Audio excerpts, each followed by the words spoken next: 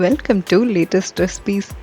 இன்றைக்கி நம்ம சாஃப்டான ரவா குலாப் ஜாமுன் வீட்டிலையே சுலபமாக எப்படி செய்கிறதுன்றது தான் பார்க்க போகிறோம்.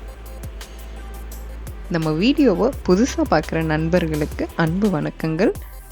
நம்ம சேனல் லேட்டஸ்ட் ரெசிபீஸ்க்கு சப்ஸ்கிரைப் பண்ணிக்கோங்க. மறக்காமல் பெல் பட்டனையும் கிளிக் பண்ணிக்கோங்க. வாங்க ரவா குலாப் ஜாமுன் செய்ய தேவையான பொருட்களை பார்க்கலாம். 3 table spoon maida, 1/2 teaspoon baking powder, 1/2 teaspoon baking soda, 200 gram பால் பவுடர், 1 டேபிள் ஸ்பூன் அளவுக்கு ரவை, 1/2 கப் பால், 2 டேபிள் ஸ்பூன் அளவுக்கு நெய். ஒரு அகலமான பாத்திரத்தில் நம்ம பால் பவுடர் ரவை சேர்த்து நல்லா கலந்துக்கோங்க. அதோட மைதாவும் சேர்த்துக்கோங்க.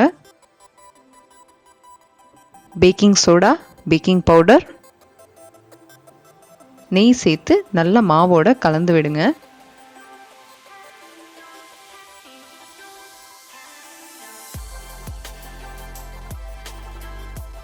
இப்போ பாலை கொஞ்சம் கொஞ்சமாக சேர்த்து மிக்ஸ் பண்ணிக்கோங்க. நம்ம பால் ஒரே தடியாக சேர்த்து மிக்ஸ் பண்ணாதீங்க, மாவு லூஸ் ஆயிரும்.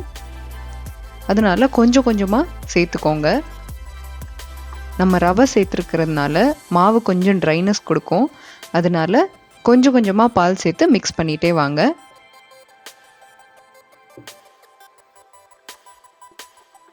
மாவை சாஃப்டாக இந்த மாதிரி கலந்து வச்சுக்கோங்க.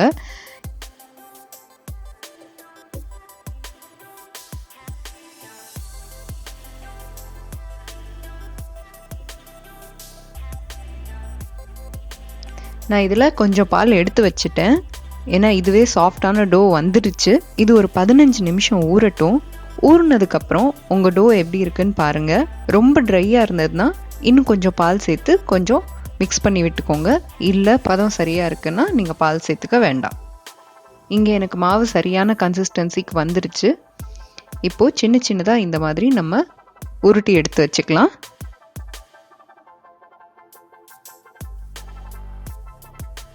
பாருங்கள், நான் இங்கே குலாப் ஜாமுன் பால்ஸ் ரெடி பண்ணிட்டேன். இப்போ இதை ஆயிலில் ஃப்ரை பண்ணி எடுக்க வேண்டியதுதான். இப்போ இந்த சமயத்தில் 400 கிராம் அளவுக்கு சர்க்கரை, அதோட அதே அளவு தண்ணி சேர்த்து நல்லா கொதிக்க விடுங்க. ஒரு 2 ஏலக்காய் நீங்கள் இதோட சேர்த்துக்கலாம். ஒரு 5 நிமிஷம் நல்லா கொதிக்கட்டும். நல்லா கொதிச்சதுக்கப்புறமா நீங்கள் ஆஃப் பண்ணிடுங்க. சிரப் கொஞ்சம் தண்ணியாக இருந்தாலும் பரவாயில்ல, ரொம்ப திக் ஆகணுன்றது கிடையாது. ஏன்னா நம்ம ரவா மைதா எல்லாம் சேர்த்துருக்கிறதுனால கொஞ்சம் வாட்டரியாக இருந்தால் குலாப் ஜாமுன் சுகர் சிரப்பை சோக் பண்ணிக்கிறதுக்கு ரொம்ப ஈஸியாக இருக்கும். இப்போ நம்ம உருட்டி வச்சுருக்கிற குலாப் ஜாமுன்ஸை ஃப்ரை பண்ணி எடுத்துடலாம்.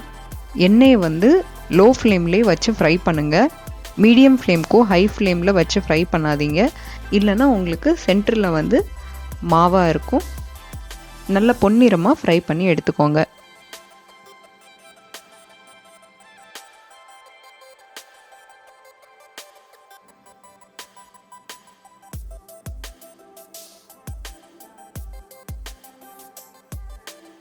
பாருங்கள், நம்ம குலாப் ஜாமுன் பால்ஸை நல்லாவே பொன்னிறமாக சூப்பராக கிறிஸ்பியாக வந்திருக்கு. இதே போல் ஃப்ரை பண்ணி எடுத்து வச்சுக்கோங்க. இப்போ நம்ம குலாப் ஜாமுனை நம்ம சுகர் சிரப்போடு சேர்த்துடலாம். இந்த மாதிரி நல்லா ஒரு அகலமான பாத்திரத்தில் சுகர் சிரப் ஊற்றிக்கோங்க. அதோடு நம்ம ஃப்ரை பண்ணி எடுத்து வச்சுருக்கிற குலாப் ஜாமுனை சேர்த்துடலாம். இது நல்லா 4லேருந்து 5 மணி நேரம் வரைக்கும் ஊறட்டும். அப்போ தான் நம்ம குலாப் ஜாமுன் நல்லா சாஃப்டாக இருக்கும். இது நம்ம கடையில் வாங்குகிற ட்ரை ஜாமுன் டேஸ்ட்லேயே இருக்கும். ரொம்பவே நல்லா இருக்கும். குழந்தைங்களுக்கும் ரொம்ப பிடிக்கும். இது ரொம்பவே ஒரு சுலபமான ஒரு குலாப் ஜாமுன் ரெசிபி. நீங்கள் கண்டிப்பாக ட்ரை பண்ணி பாருங்கள்.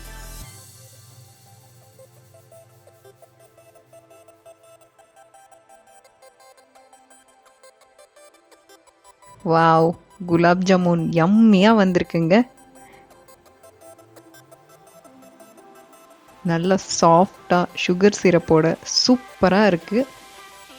நீங்களும் கண்டிப்பாக ட்ரை பண்ணி பாருங்கள், உங்களுக்கும் ரொம்பவே பிடிக்கும். இந்த வீடியோ உங்களுக்கு பிடிச்சிருந்தது அப்படின்னா லைக் பண்ணுங்கள்.